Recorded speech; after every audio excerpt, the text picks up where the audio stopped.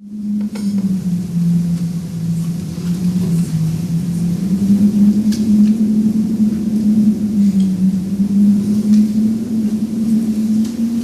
you just love the taste of blood?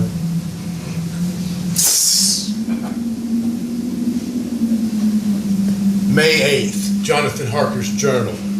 I began to fear as I wrote in this book that I was getting too diffuse. But now I'm glad that I went into detail from the first, for there's something so strange about this place and all in it that I cannot help but feel uneasy. Ever since the Count invited me here to aid an illegal real estate transaction, I have felt the charm of evil here. I wish I were safe out of it, or that I had never come. It may be that this strange night existence is telling on me. But would that were all. If there were anyone here to talk to, I could bear, but there is no one. I have only the Count to speak with, and he, well, I fear I am myself the only living soul within the place. Let me state the latest episode, as it will help me bear up and not let my imagination run riot, for if it does, I'm lost. I only slept a few hours when I went to bed, and feeling that I could not sleep anymore, I got up. I had hung my shaving glass by the window and was just beginning to shave, and suddenly I felt a hand on my shoulder. And I heard the Count's voice saying to me, "Good morning." I started, for it amazed me that I had not seen him in the reflection glass, covered the whole room behind me. In starting, I had cut myself slightly, but did not notice it at the moment. Having answered the Count's salutation, I turned to the glass again to see how I had been mistaken. This time there could be no error, for the man was close to me. I could see him over my shoulder, but there was no reflection of him in the mirror.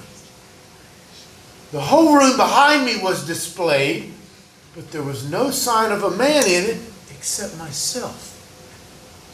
This was startling. And coming on top of so many strange things was beginning to increase that vague feeling of uneasiness which I always have when the Count is near. But at the instant I saw that the cut had bled a little, and the blood was trickling over my chin, I laid down the razor, turning as I did half round to look for some sticking plaster, and when the Count saw my face, his eyes blazed with a sort of demonic fury, and he suddenly made a grab at my throat, and I drew away his hand and touched the string of beads which held the crucifix. It made an instant change in him, for the fury passed so quickly that I could hardly believe that it was ever there. "Take care," he said. "Take care how you cut yourself. It is more dangerous than you think in this country." Then seizing the shaving glass, he went on, "And this is the wretched thing that has done the mischief. It is a foul bauble of man's vanity. Away with it."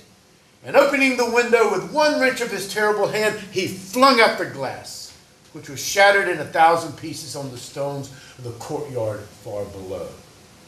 Then he withdrew without a word.